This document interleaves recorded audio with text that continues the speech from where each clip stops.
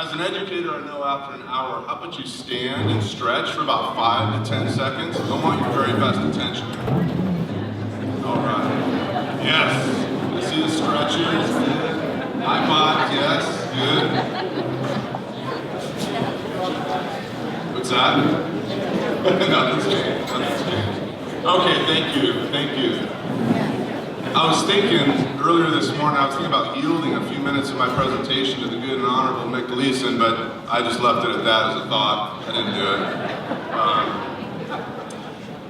I want to say this. I want to say thank you. Sierra Sands Unified School District is a community asset and a hub, and I don't take anything for granted. I know that every day with our over 5,000 students in the district, that there are many people in this room who have constantly bought car wash tickets, bought music tickets, performance tickets, and continue to support our students in ways inside and outside the classroom, so thank you. And one other thing before I start the presentation, you'll see, I hope many of you have seen our new logo. We rolled that out this year. And among many key elements in it, you can see our nod to the incredible installation at China Lake and the Sound of Freedom. I'd like to touch on 3 things briefly this morning. And they have to do with our major economic contributions. One is facilities. Over the last 10 years or so, we've invested a minimum of $150 million in the community. And in any time that we could, we've employed subcontractors, local businesses, and put money into their businesses. We have an operating budget that puts a lot of money into people's pockets in the community. Not quite like China Lake, but in the same kind of fashion, most of our budget, a lot of our budget goes into employee compensation. And of course, the priceless piece, the great equalizer that public education is I'll touch a little bit on some student programs and opportunities, but focused on partnerships. So some of you may recall that we did pass a local measure in 2006. The voters approved $50.5 million in authorization.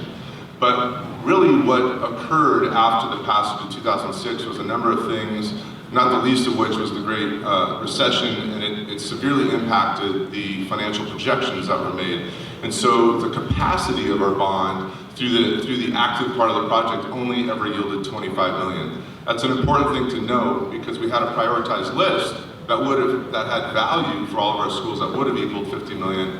But we weren't able to access that. I will say that time has passed and property values have risen, and that means that there is some value now, some capacity that we could draw from in Measure A. But the wise guidance of our Board of Trustees, we recognize that moving forward we have needs, but we are looking to voluntarily retire that bond capacity, and we would go forward with something new so that you, the voters, had an opportunity to review our future plans and have an opportunity to agree with what we'd like to do on that. Now, one thing that's been a substantial benefit to this valley through the school district is that some of our 10 schools reside on Navy property still. And over the last few years, we've been very fortunate to get an 80% funding grant from the federal government through the Office of Economic Adjustment. So you know that Murray Middle School was recently completed, and that was a $40 million project. We are very grateful. We saw some remote speeches by Kevin McCarthy and Vince Fong. This is one of our Board of Trustees, Amy Castillo-Covert, who's in the audience today. We're very grateful for not only our previous administrators, some of whom are in the audience this morning, I'm looking out for all their hard work, but all of our elected officials in securing these significant funds for us. Through the same Department of Defense grant funding, the 80% grant that we get with a 20% local match, we also invested $44 million into the modernization of Burroughs High School, most of which was inside the classrooms, 21st century level technology, new heating and cooling, significant upgrades onto that campus. The great news is we are in the process of building a new Richmond Elementary School. Again, a Department of Defense through the Office of Economic Adjustment. We anticipate that this school, which will also have that special education annex, and with the escalating cost of construction, we estimate it could be as much as $45 to $50 million to build this school. So that is actually in the process. We are actively working this project, and we hope that in the next 2 to 3 years, this new school will be filled with students. And then, of course, we do have the earthquakes that we've mentioned a few times this morning, and it's been about $4 million of damage that we have had to invest in very, very quickly. The California Office of Emergency Services, Cal OES, provides a 75% funding grant for that. And so you can see in these pictures here, the picture of me in the newspaper was looking at Pierce Elementary School where some shade structures were damaged, and then likewise at the Buick campus, now the Richmond School, also shade structures that were broken. But we had significant damage that we had to repair very quickly. The Parker Performing Arts Center is actually undergoing the finalization of design build, architectural renderings, and getting approval through the Department of State Architect, which is no small feat, and so we're hoping that those repairs are completed in the coming months, and sooner than later would be better, but we're expecting no later than the start of school in this fall. Okay, operating budget. That's another significant way that we contribute to our thriving valley. We have approximately $70 million per year in our operating budget. 80 to 85% of that is invested in our people. We are a people business, and we have about 600 employees, half of whom are full-time certificated, mostly teachers, but also counselors, psychologists, et cetera, et cetera. We have the other half, the other hemisphere of our district, and I always say all of our employees are educators. We all have different roles, but we all have a common mission, and that is to support students and be that adult in that student's life who, we have an opportunity to make a difference. We have 150 full-time support staff, classified staff, and about 150 part-time or substitute employees. So, there's a slide that I had in here that must not be my latest version, but I had a little infographic of a person, and so for a starting teacher in our district versus the highest paid teacher, which is a 30-year, on a first year you'd have about a $75,000 total compensation package. About 64% of that is salary, and the rest would be health and welfare and pension. And when you move to your top salary teacher, you're looking at about $135,000 total compensation package. About 70% of that would be salary, and the rest is health and welfare and pension. Okay, so moving through the priceless aspect of what we do for our community is obviously the educational programs and the co-curricular programs.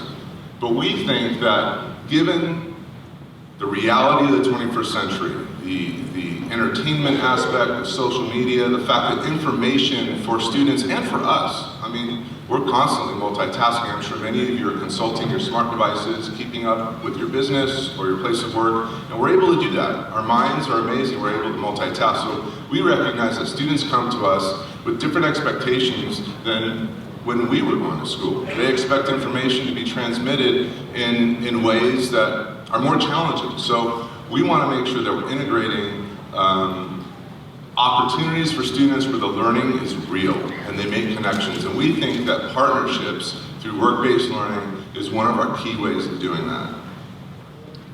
So here are a couple of pictures.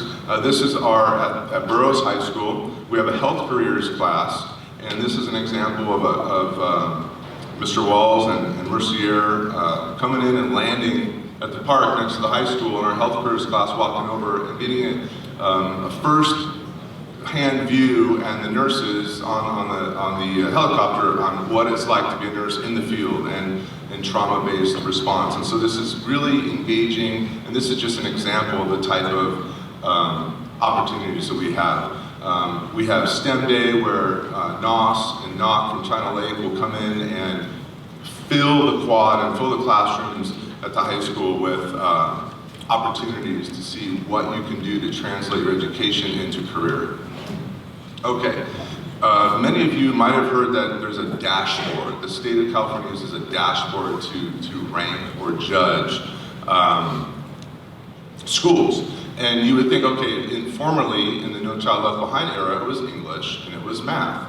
But there's a recognition by the Fed and by the state that there are many other factors that are involved with engaging students and success. So there are multiple measures looking for growth, and they involve things like absenteeism, suspension rates, graduation rates. One of them, I have a snapshot here, is there's a college and career metric that is used. And the college and career metric looks at things like pathways. What kind of pathways do you have at your school? Are they vertically aligned? In other words, are there sequenced courses so that when you leave high school or go to a local college that you actually come out of it with a certificate? Or or do you get dual credit, for example, where you're taking a high school class and at the same time you'll earn college credit, thereby increasing opportunity and really putting students on a pathway for success. The research shows, especially in high school, if you have experience with at least one college course or a dual credit course, that it dramatically increases the likelihood that that student will move on to some sort of college or post-high school training opportunity. We have Perkins Funds, which I won't go into detail, but those are federal funds that come in and provide opportunity for investing in like our engineering department, our metal fabrication department. We have woodworking, we have restaurant careers, we have criminal justice. We have a number of, let's see, I'm just giving you the local examples right now. Our health careers are in the hospital and dentist offices, and so when we're connecting these learning opportunities with real life experiences in the workplace, students really thrive. We also have a workability program. This is where students in our special education program are afforded the opportunity to, during school time, be transported by employees in vans into many of your places of work. So we're very grateful for that. And partnerships. We have amazing partnerships with Saracoso. At the high school, we have a number of courses that offer dual credit. We're working on growing that program. We have summer internships with Naval Air Weapons Station and IWV. And like I mentioned, we have a number of community-based opportunities in the hospital. Also, in the County of Kern, there's a recognition by Dr. Barlow, our County Office Superintendent, that no one school district really can do this alone anymore. There's just so many different opportunities that exist for students, and the ability to track where students are and how they're performing and where there might be points of risk.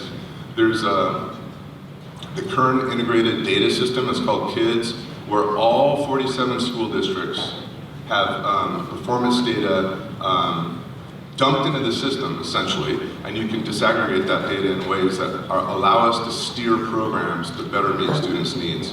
And a local example of that is an organization we call K2C, so kindergarten to career. And we have a number of local leaders, many of whom are in the room here, Dave Janis, Scott O'Neill, Tim Smith, Lee Johnson from the base, and we convene and find ways to make sure that the community's needs, the local business needs, and the local partners' needs are being met by our school programs. And that's not easy to do. You know, we have a lot of embedded programs, but we need to be responsive. So, this is actually not I wasn't going to say it, but this is not actually the presentation I was going to use. It must be a different version. I don't know if you have in there that 1 minute video that I was going to show. You do? Okay. Nope, that's not it. That's not it. Okay, back to me. So, I will close. I had a much more refined ending slide here. So just picture it in your mind. And actually the more refined slide was just the one on the top left with me that says "not my fault." It was just that blown up. And the concept behind that was, of course, we were hit by the earthquakes, July 4 and 5. And it had a huge impact on not only the physical assets in the district, but to be honest with you, it rattled a lot of our students and employees' sense of emotional well-being, and it had an impact. a significant impact. And I would say it's only now that some of those are trailing off, and so long as the aftershocks aren't very well felt, we'll continue on that path of being in good shape. But the purpose of me putting that picture, I was gifted that mug by one of my colleagues, not my fault.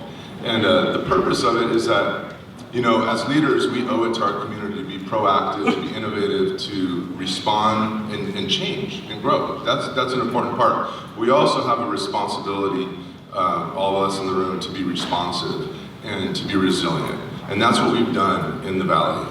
The base is doing an amazing job coalescing the resources needed to drive us in the future.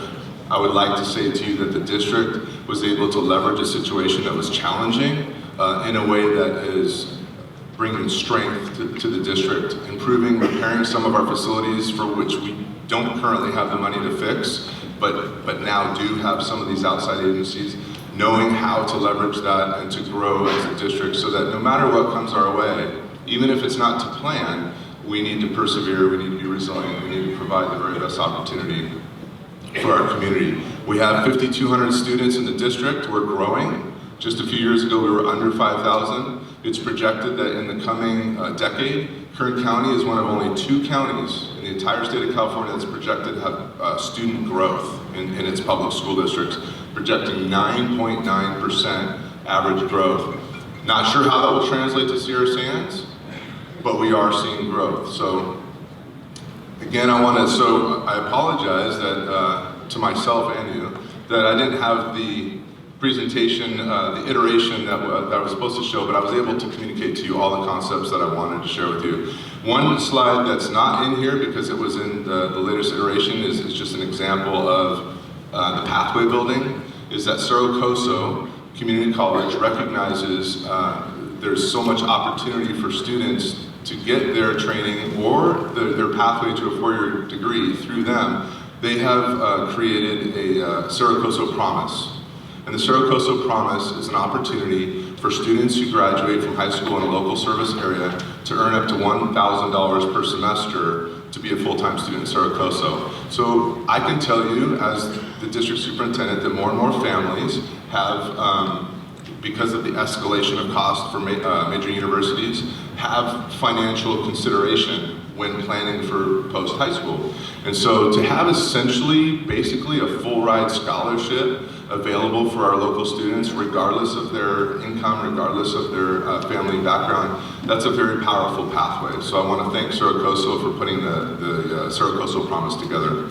And with that, I appreciate your time. Thank you very much.